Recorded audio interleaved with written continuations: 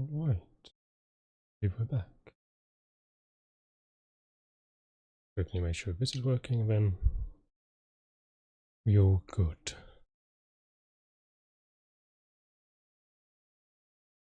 Right, I'm going to finish the video today. I'm hopefully going to get through it. If not, there will be a third part, but I just have the weekend to have a moment, and then I've got this one to do. Are you working now? Trying together. It's really trying. See, refreshing it works. Because hopefully the part we're in now is going to get juicy.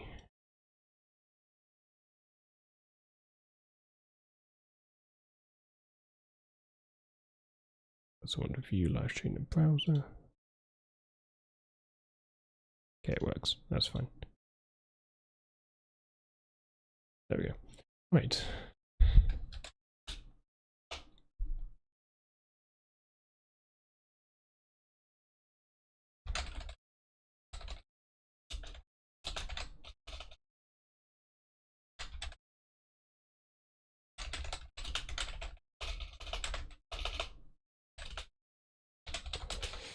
Right.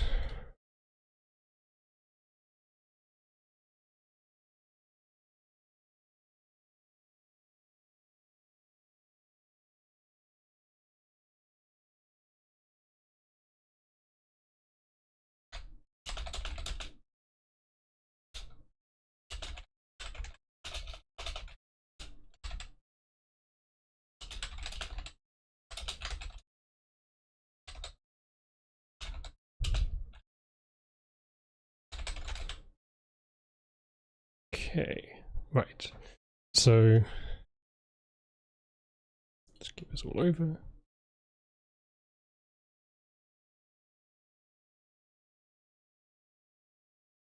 Get everything sorted, and then it would be good.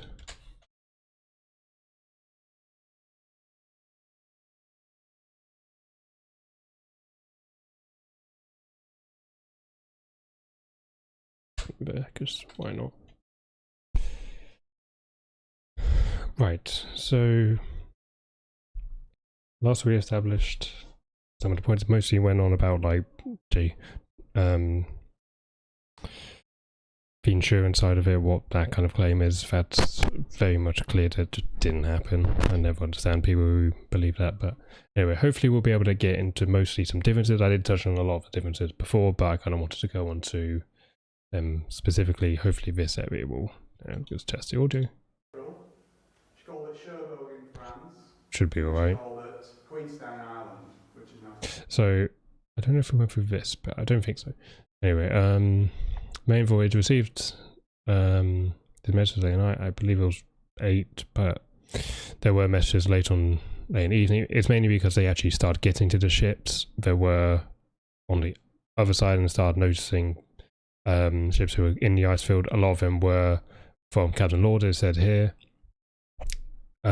It's like it says, personally addressed to Captain. Every telegrams, every warning is sent to the captain. So I don't understand what he means by that. Every Marconi note is directed to the captain if it's a warning, because the captain obviously is the head of the vessel, needs to make a decision on the point. It's not going to say this is to second officer Charles Lightoller only and his eyes only or something. No, it's going to have to be seen by the captain if it's a warning. So usually they do write to do the captain, so to captain of a Titanic or to Captain Smith, because they knew it was Titanic or something or stuff like that. Usually sometimes they will address it to ships around, or even sometimes they will just direct it to a ship they're replying to. That's usually how it comes to the point, but most of the time it's just this frequency is for this amount. Listen to, well, not really frequency, it's mostly you hear it anyway. You say took turns, and at the time when Californian messaged in, it was Titanic's turn to send in all the messages to stuff. Hello, Disney. Well, Disney Adventure. So I don't know why he's talking about personally directed. It makes it sound a bit more suspicious in sense, but no, every single warning was sent to the captain. We have even the testimony of Captain Lord, who was talking about the warnings he sent, as seen online. They're free to view. Precise location of where California had stopped for the night. Yes, it doesn't specify why it stopped. I'm going to give it the benefit of the doubt and say wait until it says why. If it doesn't say by the point, it makes another claim about a Californian, which I suspect it probably will. I'll go on to why Californian stopped. Smith delay turning west on Southern Track for 10 miles, which put Titanic into Icefield. This is actually not true. Titanic was going to be about, I think they aimed for 20, and I think they got 14 or 13 is one of the two. Because, ironically, they heard, I think they made a decision on the early 14th. They wanted to go a bit more south because they had heard all the warnings and noticed that the ice is collecting in this kind of area, very much on the route they were taking, which is actually the same route Californian was taking, because Californian was going to Boston and Titanic was going to New York. The sea route was exactly the same. Eventually, I imagine by the time they get to around the pass, probably on the 16th or late 15th, Titanic would have caught up and overtaken the Californian, if it didn't hit an iceberg, of course. But he didn't delay anything. I think he just took it straight away, but they wanted to know where the ice was, and California had stopped at 10 a.m, but they had already made a decision. But I can't remember which ship it was, but there was a ship that basically said go, there was seen as low as this, and he aimed for going under that. When Titanic hit the iceberg, it was the first piece of ice they saw. They may have seen big bergs far away, but they didn't hit any part of the ice field. But if you actually continue into it, they hit the first berg they went off to, and they were about a kilometer off getting to the ice field, and the only bit of ice field they would have been in was they were probably about a kilometer maybe of ice just below them, but it would have been the thin ice. It wouldn't have been much. It would have been the massive bergs that you can either see that weren't melting as quickly, or the small ones that were underwater you just couldn't see, and it would have done no damage. But they would have hit it. I believe they were about a kilometer off if they didn't hit the iceberg, so they would have hit the ice field anyway, and then they would have likely stopped, because the ice field's not going to do any damage to them, because a wake would be enough, but they would be able to stop. So saying that they delayed it is actually not true. They just went south and did go south. As we can see, where the wreck is today, it's not on the New York-Boston route. It's actually 13 miles south west of where the California was. Not 13 miles. 9 miles south, I'm trying to remember, southeast of Californian, but it's about 13 miles off where Boxall sent a distress signal. Cove, and then set off across the Atlantic. And late on the evening of the 14th of April, we know that the Titanic received 6 messages. So it's going to go through them. I'm mainly going through the points because they're just not going to go straight through it. Right, Titanic's radio operators unknown to Smith were busy with passenger messages. Yes. So they were very busy. There were a lot of passengers. It was more than they were expecting, because I think they were expecting about a few hundred less because of the strikes in Southampton. They obviously had more, and a lot more were sending messages. And they pretty much spent most of the day and night doing it, and they probably would have stayed up until the middle of the morning until they finished, and then they would have had more tasks after that as well. So yes, they were busy. Passenger messages, they were talking to Cape Race. We know this because when Californian was trying to say to Titanic that they had stopped for the night and would traverse to Icefield in the morning, blowing the ears off Phillips.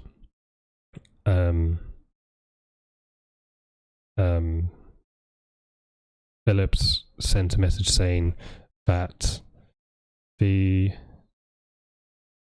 ship was going to be they sent message saying that, or get off the radio, I'm working Cape Race or something, or shut it, I'm working Cape Race, or something like that, but he was working Cape Race.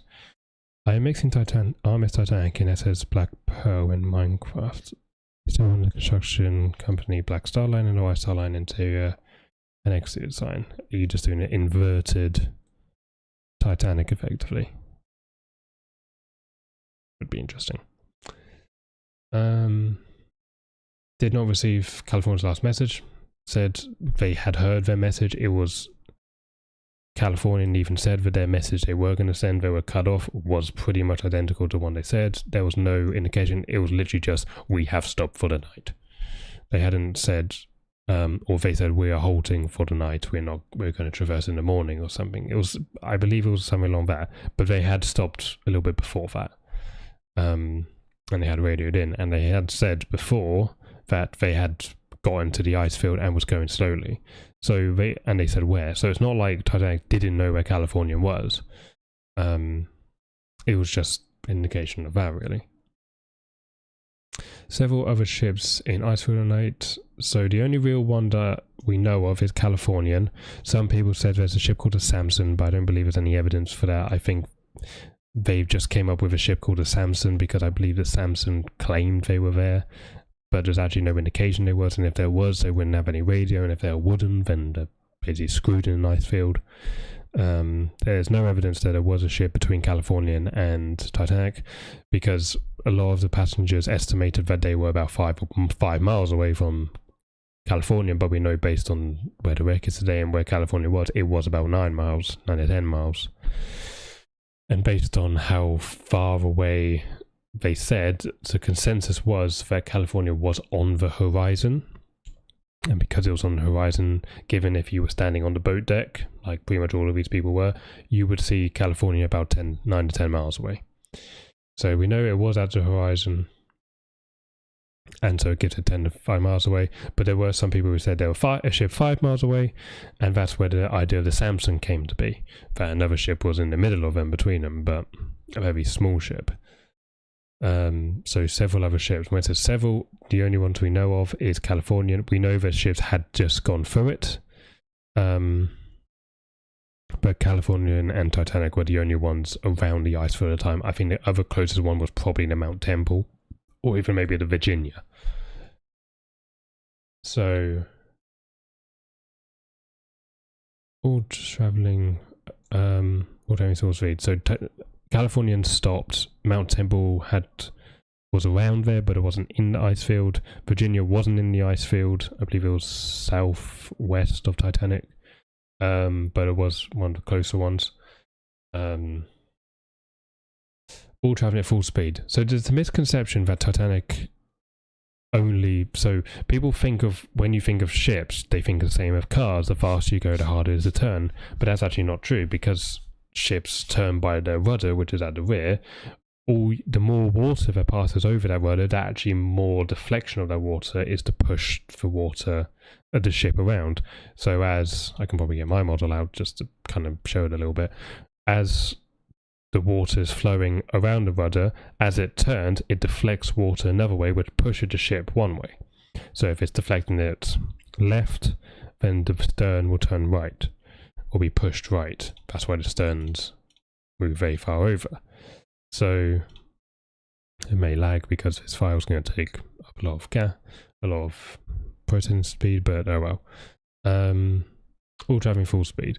So the consensus is, and every captain, every naval thing will talk to you about this, the faster a ship is going, the better it is at turning. Look at a jet ski, look at a ferry or something. Every single time they have an evasive maneuver, they're actually not slowing down. Because if you slow down, you have less water running through your jets or your rudder or something, and therefore you can't turn as quickly. So if you were to encounter something like an iceberg, you actually want the speed. Yeah, the speed was about 21 knots. It might have been 20.7 as I got to the iceberg. I can't exactly remember. It was rounded up to 21. Usually that's a consensus. And that's usually what it's for. So I need to get my plating up. So you can see it rudder as well. Keel plating. I need a stern casting as well. So sadly my rudder's is in a bunch of pieces. I even get the propellers in just so you can be seen. So water's running through and there's no deflection. If the rudder was turned, the water is now going through and being pushed that way, which pushes the ship to the right. The more water that goes around, the more water there is turning you. So that's why you want speed. So when it says about all is full speed, it does, I'm going to say that it's implying that there was foul play involved. Like, why would you go full speed into a thing? Like, a car needs to slow down and turns faster. But actually going full speed is not uncommon. The only time you ever slow down is if your visibility is very poor, or you can see the thing coming ahead and you want to let it pass. So if an iceberg was in the distance and they can see it, if it was the daytime, they would usually go half speed and let it pass and turn a little bit just to try and avoid it. But usually they'll be seen in a distance, but sometimes they don't even slow down with that because they can turn so quickly. Except a Californian who had stopped and closed down for the night. So, still not telling why. I'll just say why. Californian was stuck in the ice field. That's the message it wanted to send up here, or didn't receive the last message. The last message was basically saying we had halted and we have stopped in the ice field. We are surrounded by ice. We can't see too far away. We're going to navigate it in the daylight, as we know they did when they realized Titanic had sunk and therefore and then went down. It took about 4 hours for California to get to Carpathia, which is another indication that it wouldn't have made any difference if California did react instantly or not. No change would have happened. Let's see where it gets to. So yeah, she would have turned west 10 miles later, missing out. I don't know what it means by west. She didn't turn west, she was going west and she turned south. So I don't know if I have a map of it, but I can probably find a map, but either way. They were on the Boston-New York route. Most maps say the New York route, some maps will say New York-Boston. And that was the route that Californian was on, and they had gone to an ice field, and they were near like the middle of the ice field in hindsight. But Titanic thought, right, we're going to try and go underneath it just to try and miss it so it can be safer, because we've heard there's no ice down here, so we're going to aim for there. And that's what the consensus was. I don't know what you're talking about. So missing the ice field completely. So yes, she should have. Yes, she did, but she turned south. It doesn't matter. Yeah, so Fleet and Lee were on duty at 11 PM. The bell's rung for that. As a Captain Lord, Smith also decided to spend the night fully clothed on the sofa. He did that every night. He wasn't on the sofa, but because they were getting to the ice field, he decided to have his leave and retire for the night, but also be able to get on deck quickly if there was signs of ice. That was one of the last messages he sent to, I want to say Boxall, but I can't remember. It might have been Wild. I don't think it was Lightoller, because I think someone else was before Lightoller, but I need to check that. Anyway, his last message before he went off was, let me know if there's any problem. Titanic's speed wasn't 24. It could have got to 24. Olympic got to 24.54 knots that night, but Titanic was going 21 knots because if it had its boilers going, if it's the boiler room 1 going, it probably would have reached 24 knots. But when Titanic hit the iceberg, it was going 20 knots, 21 knots, or at least the lead up to 21 knots, because we know the revolutions and whatever. But Olympic never got to a higher top speed than it did that night.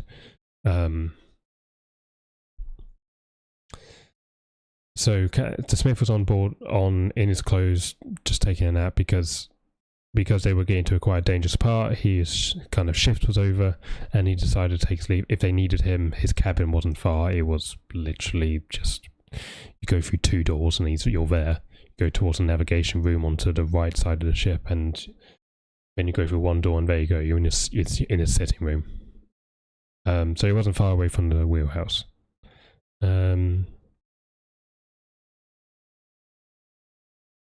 No, that's not true. It was so the consensus to time is 11:39 p.m. is when they saw it, because I believe they did look at the clock and it was, people noticed that the ship was vibrating unnecessarily at 11:40, and that was a consensus across the entire ship that it was 11:40 when starting hit the iceberg. Seconds, we don't know, but it likely did take about just under a minute. The length of time is still somewhat debated, but it's believed to be about 35 seconds to a minute between sighting the berg and hitting. I believe more in line 1 seems to be 1 minute, but it's not fully discovered, but because there is difference in time and such, and interpretation and everything, but it's believed to be that 1 minute seems to be the closer one, or I believe they say even 58 seconds to be more specific. So it would have been about 11:39, but I'll just consider him to be a bit mistaken then. I'll just let him off that. So the warning sent to the bridge was the phone call. There was 3 bells and a phone call, which who picked it up? 6 Officer Moody picked up, and Murdoch was on the starboard bridge wing. Helmsman ordered to port around it. Well, I'm getting light on my head. Murdoch rushed into the room, the wheelhouse, and shouted "hard a starboard," famously, and then seemingly went to the engine telegraph, probably to stop the engines, almost definitely stop the engines, because in the boiler rooms there's a red light that indicate, if there's no light on, that means we want steam, we want stuff going. If there's a red light that I believe is flashing, it means completely stop everything. Then they close the dampers and they stop all the steam production in order to stop the movement of the engines. And I believe there was an order in the engine room also noticed and testified, but I can't off the top of my head remember what they said. But in the boiler rooms, we know that they did go to stop. When the ship hit the iceberg and they had gone around it, and the iceberg had disappeared, I believe then they went into reverse, probably to stop the ship completely, to full halt it quickly, and also just to get some steam back into the boilers and the engine. So if everything was fine, they would have just continued ahead. So port around it. So they would have basically gone to port, hard to starboard, to the left, and then when the bow clears the berg, he wanted to go hard to port to try and basically ping the back out to hopefully miss the back end ship. He basically just wanted to steer around it, it's believed that he nearly did. So engine is basically reversed, inexplicably reversed, guaranteed collision. So as I said, the reversal of engines is something that isn't only testified to seen by Boxall. He said that when the telegraphs, and maybe Lightoller, but mainly Boxall, he testified that when he saw the engine telegraph, they were in reverse.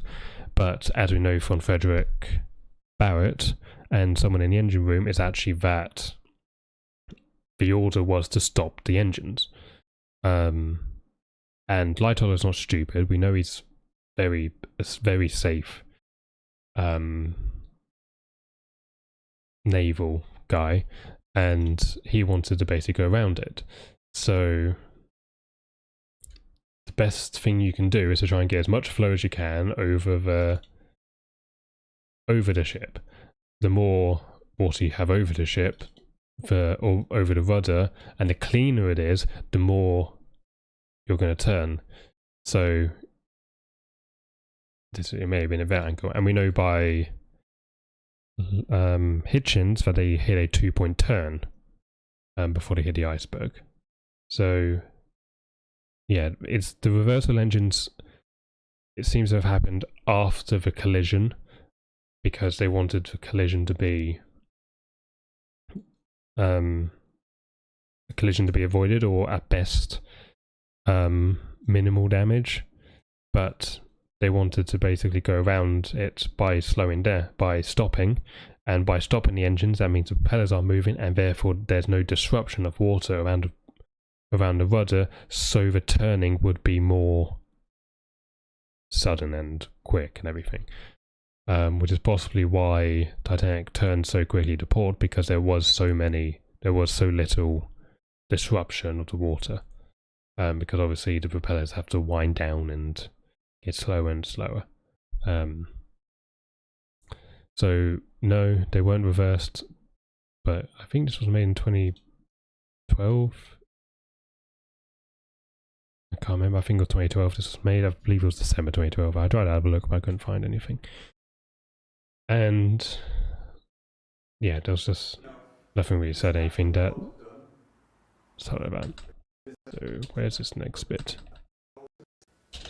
Did Murdoch, under explicit instruction, deliberately guide Titanic into an iceberg, turning circle, stopping distance, on 40 yards? I think I said little from 2 miles. Should be easily avoided. So the reason Titanic didn't see the iceberg was because it wasn't too tall of an iceberg. It was only about the height of. We know that Boxall saw it, but I think he just saw the tip of it as he entered the bridge kind of area.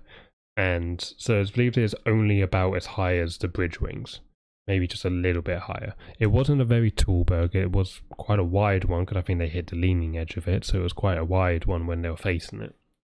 But the iceberg was. Actually, I can get a picture of the iceberg probably.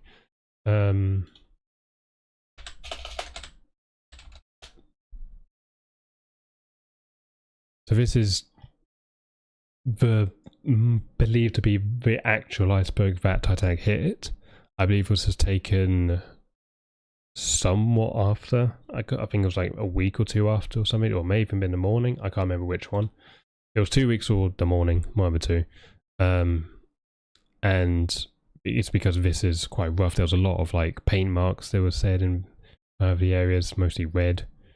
And black marks, and this side was kind of like broken off, and also that it fits the description of, I don't think it's probably Quartermaster Row, but I wouldn't have to look at that there was a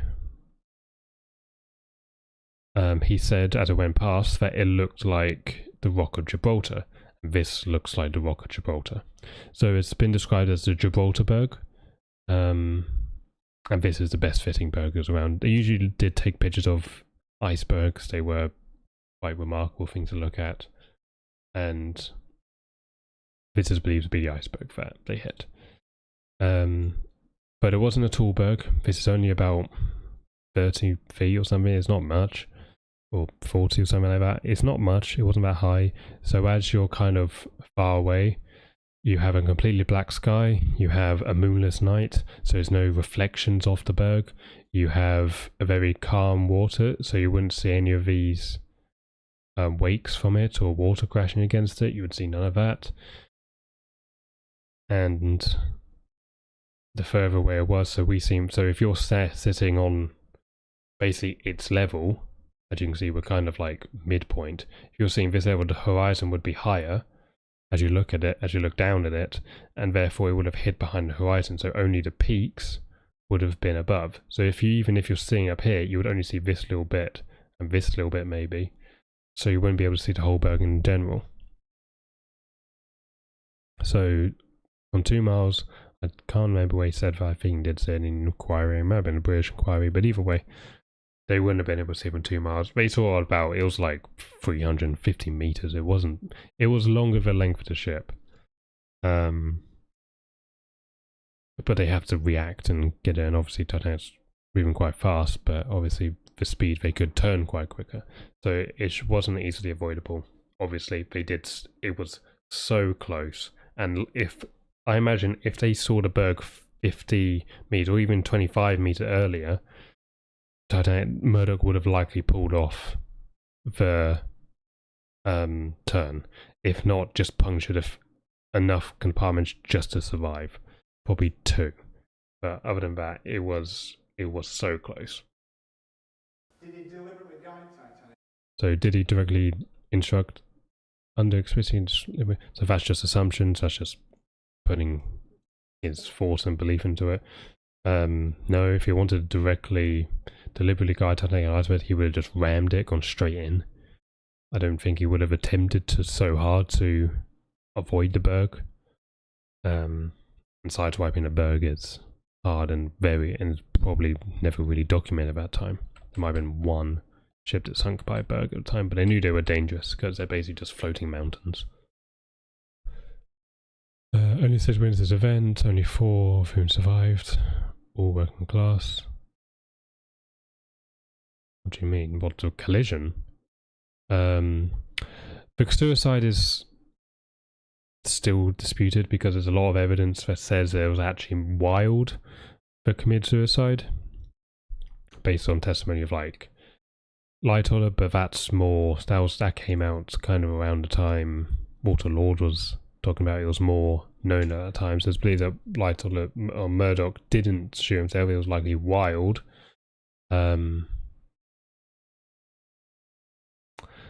Moody didn't drown, did he? I thought Moody survived.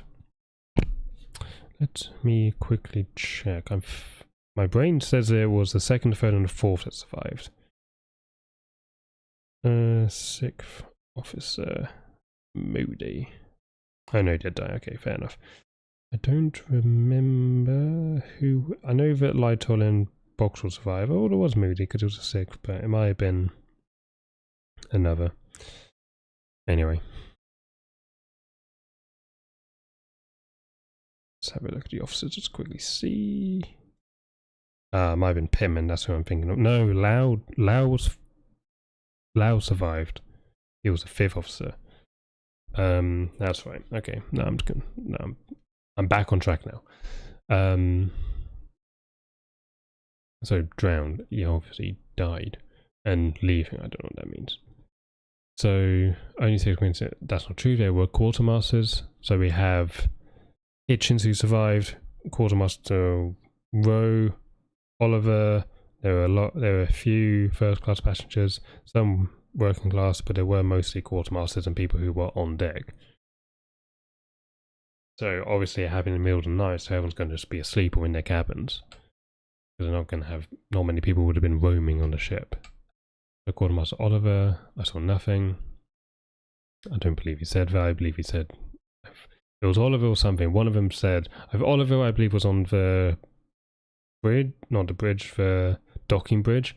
But I think it was Rowe who said they looked like the Rock of Gibraltar. I can't remember. There was a quartermaster who said it looked like the Rock of Gibraltar, which is why this is described as a Gibraltarberg. Helmsman Hitchens immediately transferred to a job as a harbour master in Cape Town. Why? Okay, makes no difference. Look out for the fleet. He's probably going to explain stuff about all of whom could have easily been coerced or bribed. Why? How do you know that Frederick Fleet and Reginald Lee are going to be the ones on the lookout at the time they get to there? They're not. Their shift was just the night shift at that time. There were 6 lookouts.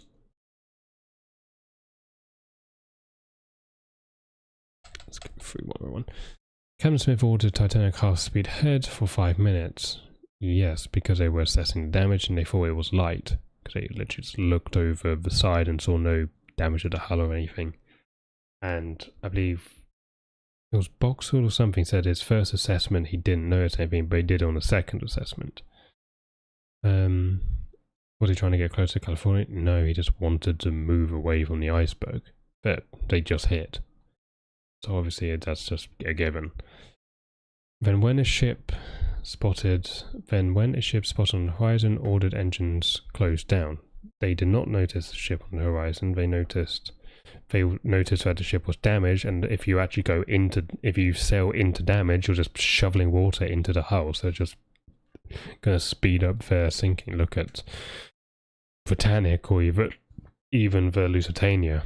Had holes in the side of the ship, and they just sailed into it, and that sunk in like 20 minutes for Lusitania and 58 minutes for Britannic. And Titanic survived 2.5 hours, 2 hours and 40 minutes. So yeah, that's not a case.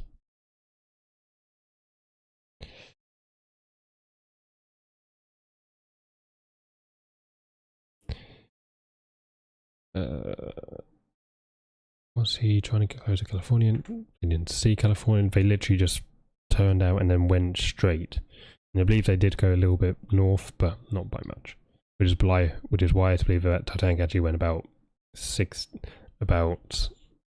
10 to 12 miles south of it, but obviously there's going to be drifting happening. So California likely wasn't on the New York track, or we know it wasn't on New York. It was a little bit south because it likely drifted south. All very confusing. So yeah, no, they noticed the ship on the horizon around the time they began the lifeboats undocked.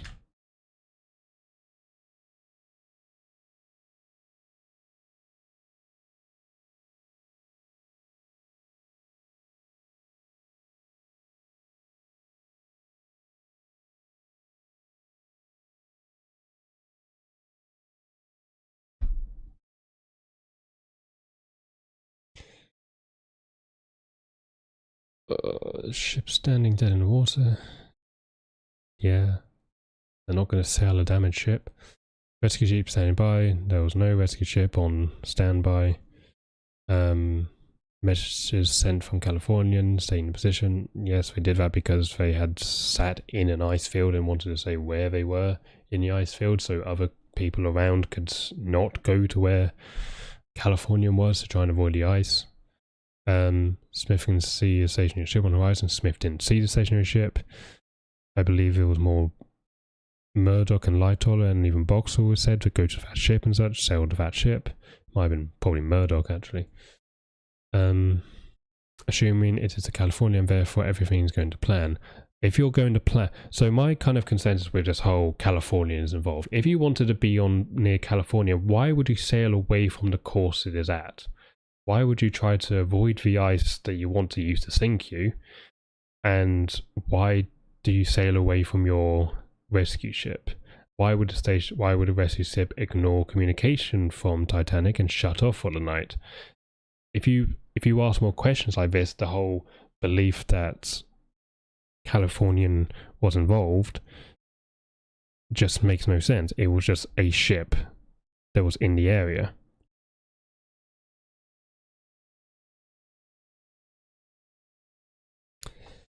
So, yeah, the Californian stuff is not, it's just, no. Rockets been fired, right, launched, right, the rockets were it's like one of the big controversies for Californian. When Californian was around, they didn't note that there was a ship on the horizon, and when they believed there was Titanic, they even stated in testimony that they believe it was. And just a word, just seen someone online, sorry.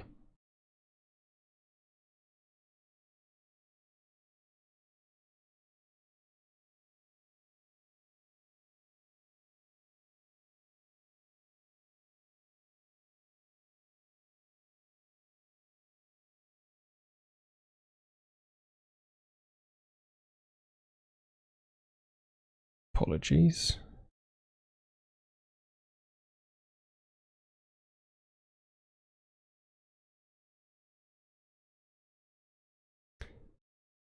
See, when did Britannic? It was December or something, I believe. So Britannic. Please give me armor. Okay, good. Launched at 26th Feb 2014.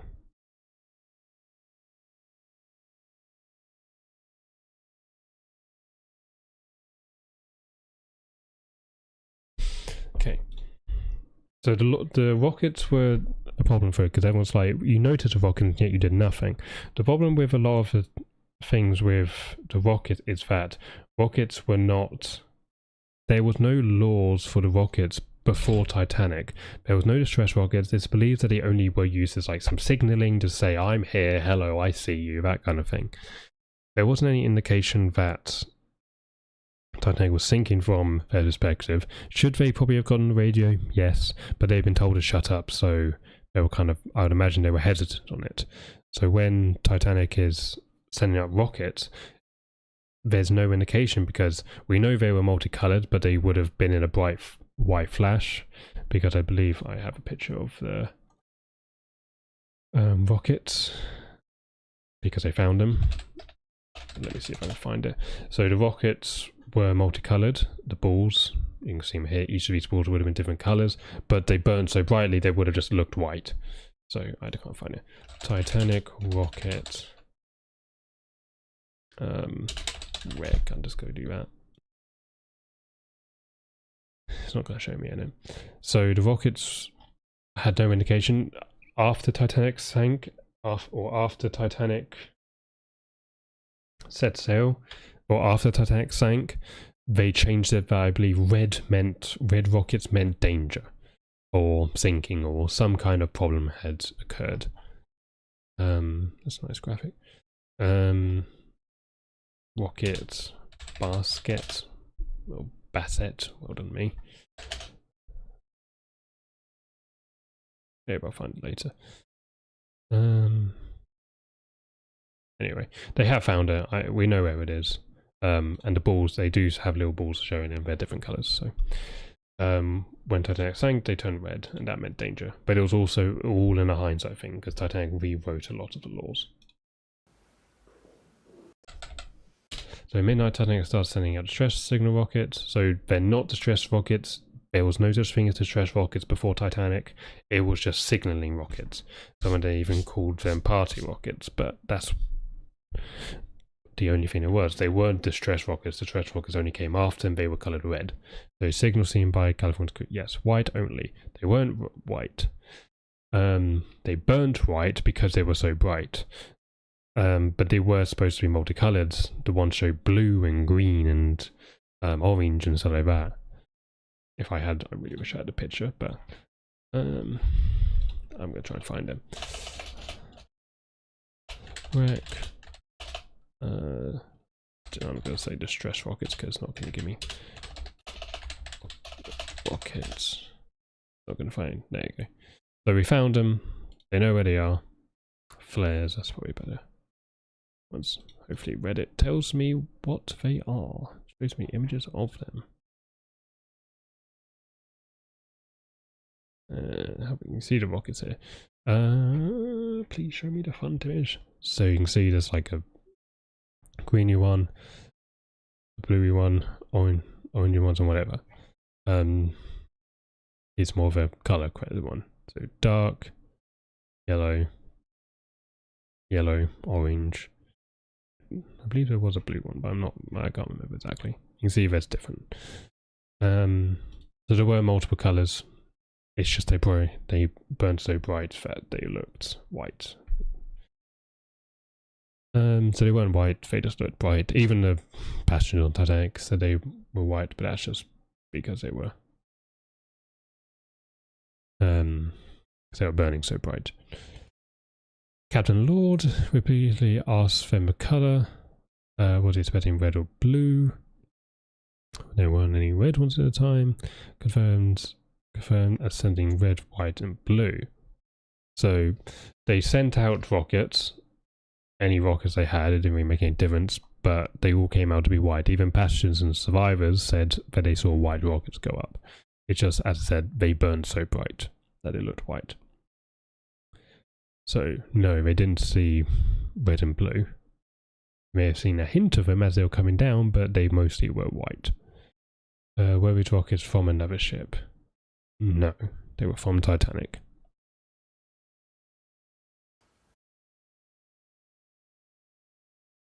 So this picture is really old, and Mount Temple was like more up here. It was like 54 miles off. It was quite far. Well, it might have been 60 odd miles. It was far away. It was far away, and it was on like this side. It made no difference. Samson, nothing proven. California would have been on the other side of the ice field because they were coming this way, and they stopped kind of there-ish. Titanic, don't even know if he's got his numbers right. Why is it backwards? I might be tripping. Titanic was, so the reported position where Boxall got around 1240, I believe he did it. And Titanic would have been was 13 miles southwest west, so quite a far ways away. Whilst California would have been up around here about 9 miles away, 9 to 10 miles away. So when they say stuff like this, I really can't be bothered going to Samson because there's no evidence for it. So Samson was legal fishing. Yeah, there's literally no evidence for Samson, so no. Iceberg. Did Titanic even hear an iceberg? Yes. Only 4 working-class witnesses. There were others, there were quartermasters, and even the officers, and even Boxall, so when Boxall survived. Oliver saw nothing at all. I will have to check out. I don't believe he said anything like that, but he may have done. But Rose definitely saw it. My apologies. Agents departed New from South Africa before the and Lee gave conflicting testimony.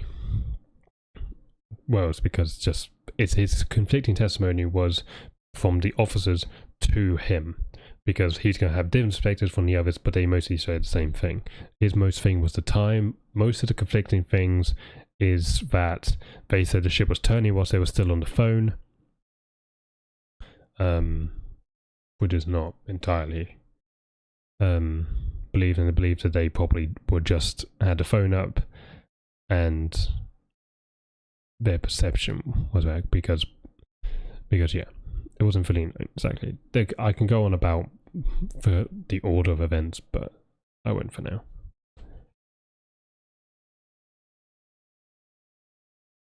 Yellow funnel steamer. Apologies, I'm yawning so much.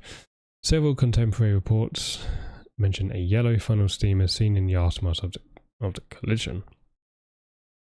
No idea where that evidence is. I've never seen anything about that. Obviously, Olympic was around, but she was 500 miles off, so it could have been referring to Olympic, but yeah, it wouldn't have been Titanic, because obviously it's at the bottom of the ocean. Lifeboats drifting nearby, definitely not from Titanic. So yes, lifeboats were from Titanic, and they obviously are from Titanic. We have the bloody pictures from Titanic. And do I have recovery images? I must do. Where's my body in my Carpathia documents? So they were from Titanic. It's very clear they were from Titanic. You see a White Star Line, and it was at Liverpool Titanic on top. I can't remember exactly. There's a picture of Californian. And this is the ice field that Titanic was about to go through. They were missing a lot of it. It was quite dense, but it wasn't very thick. You can see more. They're very small chunks of ice. They likely have just fallen off, and they've drifted a bit quickly, a bit quicker than the bigger bergs. Bergs, why do I say like that? Another picture of the Californian. You can see some icebergs there. There's one there and there's one there. So this is kind of what the iceberg would have been like most of the night. And if you're completely black, the sea is black and there's no waves and the sky is black, you can see stars and whatever. That's it. Yeah, it's just some Carpathia photos. So I should have Carpathia. No. Might be you, I can't remember. I didn't know, maybe I can't remember. Anyway, I had images of it on here. Anyway, these are Titanic's lifeboats. They're the only boats this big on a ship. So yes, they were Titanics.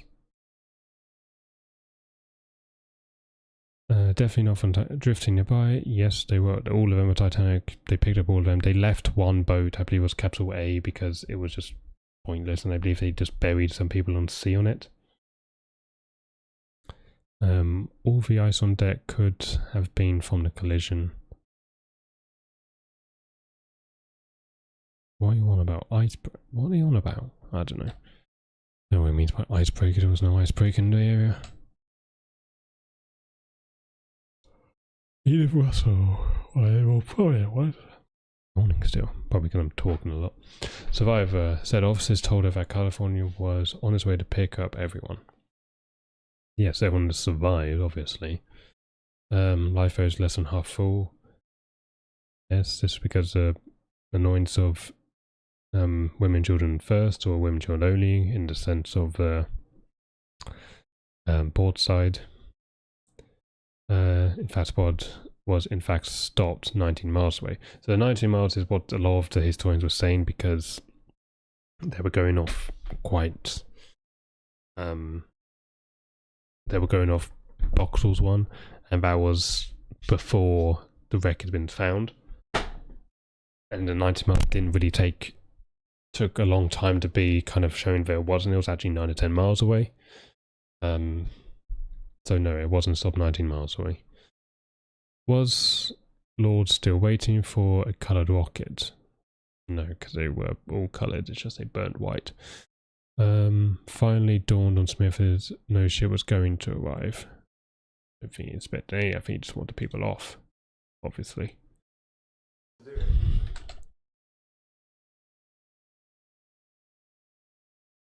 The rescue. 4:30.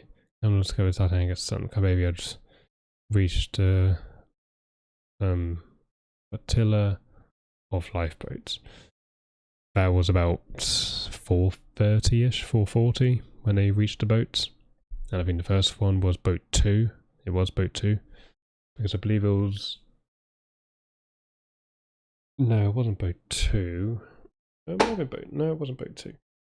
There was this... Whatever boat Lightoller was on, Lightoller was one of the first ones picked up, or it might have been Box, or one of the two, was picked up, and the people on Carpathia said, "Where's Titanic?" And Lightoller one of them hauntingly said, "Gone." Actually, quickly find out. Lifeboat 2. So it's Boxall. Lifeboat 2 is the first boat to reach Carpathia, and fourth up was Boxall was, as he boards, was asked, "Where is the Titanic?" And he just hauntingly says, "Gone." That's the only thing he said. All lifeboats passengers were brought on board, and those that needed it given medical aid. So a lot of it was mostly just they were cold and such. A lot of the passengers on Carpathia offered their cabins, which was very nice of them. Ismay allegedly taken to the doctor's cabin and sedated. Never seen that. I believe Ismay was taken mostly to the... I believe the first place he went to was a Marconi room, because he wanted to signal to other ships that they had been picked up and this is where they are, blah blah blah. I think they also wanted to contact Olympic, because there was the question of should Olympic, because Olympic looks very similar to Titanic, should they show Olympic? And it's understood that they wanted Olympic to be out of the way, because the thoughts of the passengers seeing Olympic after they saw the horror that was Titanic sinking, like the full-on breaking up, all the people screaming, everything, it would have been too much for them. A lot of them did go and see Olympic, actually. A lot of them unfortunately did have a lot of memories when they saw Olympic, and I do feel sorry for the people, but a lot of people saw Olympic just to know it wasn't Titanic's fault. It was just an unfortunate accident. A lot of them went to Olympic and mainly get closure for it. And some even sailed on Olympic after Titanic and such. So even though Titanic really hit the sailing industry, and Olympic after the war, it was all kind of alright again, because even though Titanic was horrifying, the war was also very bad, and everyone kind of thought it can't get much worse. And Olympic had kind of shown quite clearly that it was capable of surviving, and that the upgrades it got after Titanic sunk meant that it would never sink like that again, so they never really worried. Anyway. However, shortly after setting free to northern New York, yes, this is just to say that Titanic had sunk and such like that, and stuff like that, to say that he's safe and there and whatever. However, New York also, Yes, this was because if you have an incident in such cases, there has to be an inquiry, and the best one to do is the crew, and a lot of passengers also volunteered and turned up. There were quite a few. You can go see it online. It's all available.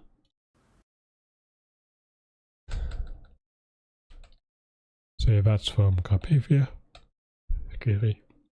Witnesses restricted to answering questions without elaboration. That's just every inquiry. They're given very specific guidelines, but a lot of them were asked for elaboration, and they did elaborate. So you can see that through the inquiries, a lot of them did give elaborated answers, and then it's not like they would have said, "Oh, what is this? Oh, that's not the answer I wanted, so repeat it the way I wanted you to say it." No, it was whatever answer you gave, I will accept, but if it's not exactly what I asked, then I will ask again to be a bit more of clarification on what your meaning is. That's kind of how it came to be. There was no like, give me yes or no's and that's it. Lightoller very evasive, caught out lying. I don't believe he was caught out lying at all. Lightoller was literally fighting for his life at the bridge area of the ship. He would have missed a lot of sinking, at least the final plunge, because he would have been basically on top of the bridge, and he got sucked into a whatever it's called, like a fiddly grate, and then air kind of pushed him back out, so he got away from it, and then he was swimming to a nearby lifeboat, and he was trying to get on that, but it was overturned. He was trying to get on top and make sure it doesn't sink within, cut wires, cut lines, whatever. And whilst all that's happening, the bloody Titanic is breaking up behind him and cracking and rising above him. And I believe he does make a comment saying he did look back and he saw the ship was high above, but that would believe to be after the breakup happened.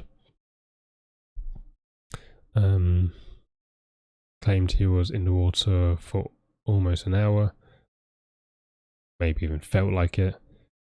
They were in an overturned boat. I want to say it was Capsule B. Just trying to get my sides right. I believe it was Capsule B. It was overturned, and they were just standing on it. Really, you see a really good representation of it in A Night to Remember. At the end of it, you see they're trying to really just keep it balanced because it's unstable. And obviously, we know Lightoller testified to Waterlord's A Night to Remember book, so, and he was there when the movie was made. So yeah, impossible. Yeah, there are some that say an hour. If you're freezing, if you're in something that's so boring, time does feel slower than it is, so he's probably either guessing or whatever. He wasn't in the water, he was probably on the boat in the water. Life expectancy no more than 4 minutes. So some did survive. We don't know exactly how long it took for boat 14 with Lau and some sailors to go into it. It's believed to have been about 15 to 30 minutes.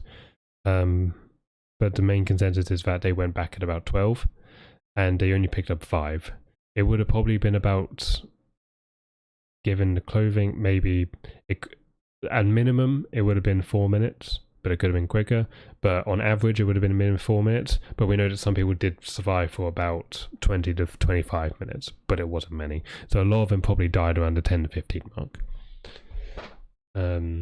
Most did not drown, as probably believe. A lot did drown, but the most common thing was just they froze to death. They got hypothermia and their bodies couldn't handle it and they just froze to death. Light off after referred to inquiry. I just want to go on to I'm going to go forward to get to the actual switch stuff because that's the main reason I'm here. I don't need to talk about an inquiry, that can be something else. That's not true. It cost 10.5 billion to make. Million to make. Covered. 1985. Like, it's probably best to go. Let's see what insurance can do. Let's go to insurance cam and then track. The wreck was discovered on September 1st, 1985. It was discovered in, I believe, around 2 o'clock in the morning. And it was discovered by the team Robert Ballard was involved in. Robert Ballard wasn't actually awake there at the time. I believe it was in a charting room or navigating room or something. It wasn't in the room where it was happening, and he turned up, and then bad moment they ran over the boiler because they saw debris that was kind of very reminiscent of the ship, and so they got Robert. He came in, he rushed in, and then as they rushed in, they went over the first boiler, which was the southernmost one. In poor condition after 100 years on the seabed, so it's not, what, 73 years on the seabed, but that's how it is. It was not in good condition. The wreck had obviously broken up, or the ship had obviously broken in two, and yeah, it wasn't good. Clear undercoat used on Olympic. There was no grey undercoat on Olympic. Well, there was on Olympic. The grey undercoat is just bare steel. The undercoat, I believe, was actually orange, like an orangey browny colour. But that's not seen on the wreck. There's actually patches of black still. The paint you do see is mostly the black and the red, and some of the white even on the wreck. Titanic was black, so I don't know what it means. Excuse me. Titanic's undercoat would have been exactly the same as Olympic because nothing had changed. Both hulls were black. There's no difference. We have pictures of Olympic's white paint being stripped off, leaving the bare steel, and the needle would have painted the right livery colours. So yes, I think it was black, but Olympic, but it wasn't. There was no grey undercoat seen. And if you want to go on to greyness, then you can just say that it's just faded. Like the anti-fouling on the ship today is faded to be kind of like a pinky colour. At least on the steel, when you see it on the bronze propellers, you can actually see it's still red. And even some areas on like the double bottom, it's still got red on the bilge keel and such, so we know it was red for the anti-fouling. Photograph is on the marble fireplace in Ismay's cabin on Titanic. I don't think it's Ismay's. I believe it was actually, might have been Ismay's. But I know they went into it or Strauss's cabin, and either Strauss's as well. And they saw the fireplace, famously got the clock on it. I know James Cameron was very, very happy when they saw that. Starboard propeller clearly stand 401, checkmate. Switch theorist, it says 401, so obviously Titanic's. Longitudinal keel brace not in original blueprint. Now, I don't know what he's on about when he talks about the keel, because you can't see the keel. So if he's going on about the area of the double bottom gets, I have some mosaics about it. I should do at least. There we go. If it wants to load. That's what I'm drawing to a post. If this is a mosaic of the double bottom, it's not perfect. It is straight on the reg. The footage does show it straight. It is a bit bent, but not all of it's perfect. You can see lines there. But this area is under the, let's get on my model, is, I actually have marked it on here, is here. This is where the keel is. This is the front, this is the aft. So this is the one that I showed a picture of. The keel is fine, there's no issue with it. If you're going to say, oh, it's got the same damage as you would see on the damaged keel causing the poor lift, then it would be over here. But obviously we can't see that area because it's buried. So I don't know, if you talk about anything of the keel on the wreck, you can't see the keel other than the underside pieces, but they just show a straight keel. So longitudinal keel braces, there's literally none of that. We've never seen the tank top of the wreck outside of the engine room and boiler room 2, but we can't seal any of it. So there's no argument for the keel in that sense, other than something doesn't like this. There we go. So undercoat grey. 1, this is white, and 2, the reason they painted her white for her launch was because it looked better on photographs. They wanted to display a new ship, and Titanic's undercoat wasn't black, it was just painted black, because why would you paint a ship? It's not going to need to be. On Adex, so I imagine he's talking about, so he's actually got the wrong side. If on the port side on both of them, they are 14. I even got plans out. So in 1929, it's seen with 14 portholes and a wreck, there is 6. Grey undercoating. Where is the grey undercoating?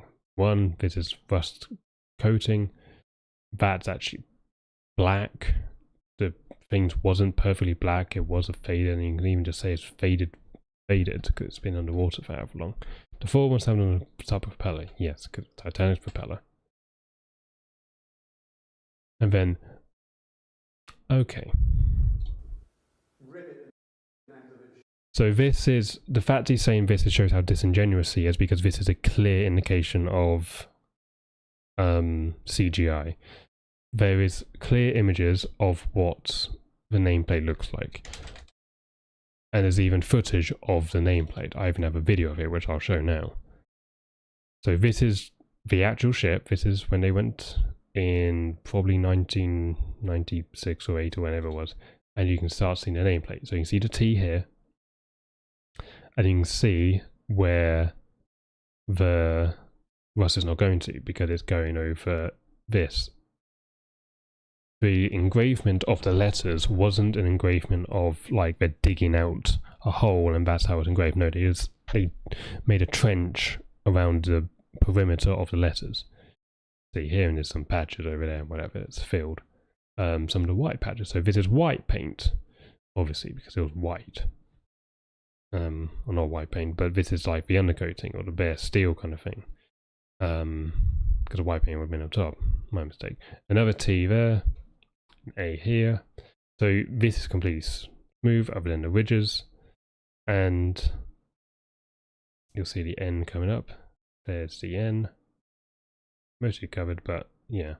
This would be the port side nameplate. But when people say nameplate, there's the I by the way. When they say nameplate, it's not that they're just bolting a plate with the name onto the ship. No, they have put in the name and they have painted what size layers they want, and then they've just punched out the perimeter, and there's the C. So the wreck shows thing, and that is footage from whatever it is, I'm going to say 1996 or 8, and yet you see this. This does not look like footage like this. If you want to say it's even earlier, 1987 or something, that's not even what this footage looked like here. The footage you see here is known to be CGI. It's not actually the ship. And if you were going to see, so it's famously the MP, it's just not true. It's clearly CGI, and it's so hilarious for using this as evidence, because if you ever use this as evidence, it shows how little you know about the ship, because this is not real footage, it's CGI, because it doesn't even match the rusticles on the ship. Like, look at that, there's no, if you want to say the MP, which is going to be what? OLYMP, so 4 and 5, so A and N. That doesn't even look like the area. Like, look at it compared to that. There's like pittings and massive amount of rust, and then something here and so, and yet it's mostly smooth. It's like pittings, it's like rusticles on the edges and everything. It's known to be CGI, and that's, anyone who uses that as argument is just, yeah, the new ship. So yeah, you can see what he's saying. But if you were going to say, oh, the engraved name of Olympic is underneath the nameplate of riveted on saying Titanic, you're going to see the engravement of Olympic underneath if you look quite closely. If I go to an image of Olympic during the fitting out, you can see your stone, you can see the engravements of the letters. You can see like Liverpool, you can see the edges engraved and carved out. You know, on the M as well, and the P specifically, you can see the little trench around the perimeter. It also just helps, it's mainly to do that mostly so they can always get the name correct size and font and everything. so it's easier to paint. But you would see that underneath. Like A is so much. You would see the tops of the M. You would see the tops of the M underneath, and you would obviously it's an N, so you'll see the curves and whatever. So you're gonna see the name Olympic underneath this nameplate unless they fill it in. But if they fill it in, they're not gonna do anything. So in favor, made no oppositions. Yeah, what about it? Veiled down on board. Or one of them attempted to escape. Aster did. He was in boat. Went to boat 4. They was kind of ignored for most of the night, ironically, because they actually followed the actual procedure, moving it down to A deck, and then they just forgot about it.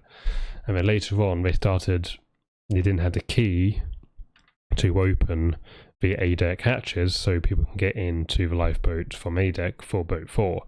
So they had to climb through the windows. And famously, Madeline Aster, who was pregnant at the time, went into the boat, and Aster asked the officer, quartermaster, I can't remember, was in boat 4, said, "Can I accompany your wife?" And they said, "No, women and children only, sir." And then Madeline Aster said, "Could you make sure you go get the dogs and such?" And he said, "Yes, I'll go get dogs." And that was the last time they saw with each other. So he did try to get into the boat, but he was refused because it was women and children only. Benjamin Guggenheim didn't even bother. He just said famously, "We will go down as gentlemen." Isidor Strauss didn't want to go into a boat unless all the women were off first. And he wanted his wife in, but his wife convinced him not, famously saying, "Where you go, I go." And they went back to the cabins, and they died in the cabins, as believed. So, yeah. So, Aster did. Isidore would have, if the circumstances were right. Guggenheim didn't bother. Murdoch probably would have tried if he could, but he probably just got swamped and couldn't bother. Smith didn't bother. It's believed he just jumped off the starboard side, possibly even with Andrews, and Wild shot. And Wild is believed to shot himself. But that's the main consensus. The main reason why we think Lightoller didn't shoot himself was based on the evidence of testimony of the people talking about it, and Wild was a bit more on edge. He didn't have his mental state was not great, so he would be more inclined to think about that. But the main piece of evidence is that Lightoller sent a letter to Murdoch's wife to say that he went down until he was going until the very end. So it's not like he was going to get into it. It's likely that he just got swamped by water and got overtaken by it and couldn't help any longer and just stayed out. So even though they all died, and I can't be bothered to go about the Federal Reserve, it just says nothing. Is that everything? Oh, please tell me to put in such. The problem with a lot of it is that a lot of this presentation is that with this presentation is that it gives such little evidence, like photographic evidence. Like he shows this image and then he doesn't show anything about the lead up to anything. He says about the 14 portholes and then 16 after, but then at the launch they both had 14 portholes, and by April 1912 they both had 16 portholes on the port side. And we know why they did this is because there wasn't much light coming into the crew galley under the forecastle, so they just wanted more light coming in. So that's what they did. They cut 2 more portholes. And because they did this on Olympic, they thought they're going to complain again on Titanic, so let's do the same on Titanic. And that was the whole consensus. It was easy to cut portholes. It was just a pneumatic tool. They could have what is likely they did is they did it on Titanic first, and then when Olympic was next in Southampton, they just shipped the tool down to Olympic with some workers, got down there, cut in the holes, put in the new windows and sort of portholes, and it was done. There was no real issue with it. They just needed to calculate where to put it and then done. There's only 2 portholes, and they know where it's going to be. It's been between 2 frames and in some specific areas, just areas that are going to indicate. So I don't exactly know when they did Olympic, but I know by the time of the Hawk, there were 16 portholes on Olympic. It's likely they just did it in Southampton, because they did that a lot of Southampton. Even with Titanic, they were still working on parts of Titanic, and they'd sent some of the stuff saying, don't send it to Belfast, we're going to be sending the ship to Southampton at this time. Send it to Southampton, and we would fit it then, because they had a week in Southampton to get some rooms done, and not even every room was done. I think there was a room on C deck that was still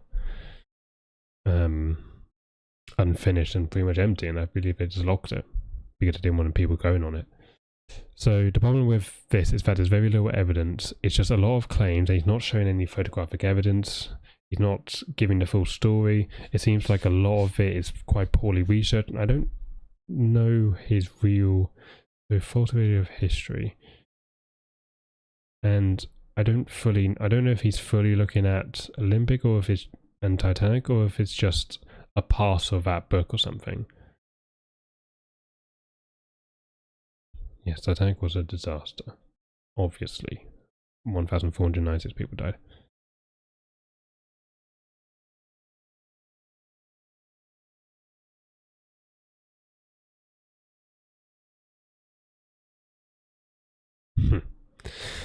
Yeah, so the problem with this is that there's a a lack of evidence, and there's a lot of things that are easily refuted, and there's all that. Like for pictures of the portholes, for instance, we've seen, if we go to here, you can see there's 14 portholes. This is Olympic. Some of the inside, but you can see on this side it's 14 portholes. You can see by the plans there's 14 portholes. Olympic started with 14 portholes and only got 2 more on the forecast and the starboard side, or the port side, when there was, after the first voyage, it probably is. When Olympic and Titanic just got the same one, but there's feedback that Titanic got that Olympic didn't until its next refit. Even the cabins on B deck was never done until 1929, I believe, on Olympic. So, for B deck, so Titanic had a lot of differences, and a lot of the changes were to Titanic are seen in the wreck, and pretty much all of them are seen in the wreck, from the Turkish bath. Differences, the difference in the plating by the anchors, the B deck added staterooms, the enclosed promenade, the Cafe Parisienne, artifacts from that has been found. The propellers say 401, and even machinery say 401. If you're having to change all of the stuff around, so let's say if they were switched, then that means they switched every piece of machinery on Titanic, between the two, from Olympic and Titanic, which would have taken months.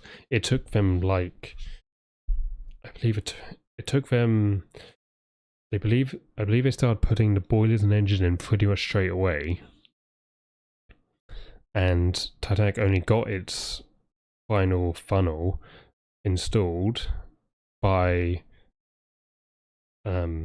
January 1912. So that's what, 7 months it took, probably nearer to 7 months it took to put them in to Titanic. And even Titanic and if you're going to do that, you're going to have to take them out of Olympic and put them in. So every single time span, Olympic was in Belfast for the Hawk collision for about 40 days. And if you're going to take the engines out with all that, and all the boilers and all the turbines and all the machinery and everything that says 401 on it, it's not happening. That's going to take more than 40 days if you're going to do it, because you have to remove the funnels. If I just get a picture of, don't know if I'll probably get a picture of Britannic because it's showing better.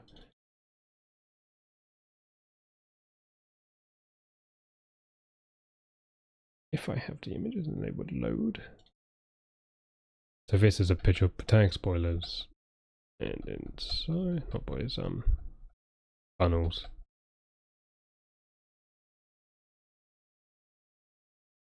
So this is one of Britannic's. I believe what's called. It's just it's just an uptake.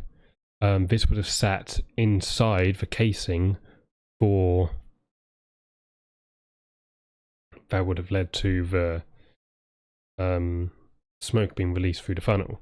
So if I get like a cross section of Titanic oil, it'll be fine. Get Bruce Beveridge's one. Modeling. Profile. So if I take volume 1 for instance, or volume 5 and 6, this would have been the main funnel. These arms would have come down. It would have gone into this. This bit here is the boiler uptake, or the like the uptake. And that would have sat in the casing, which is the casing is these two lines here. And here as well, because these are fiddlies and whatever. And then the funnel would have sat on top of all that. As you can see it in the wreck. Thinking of Titanic. Let me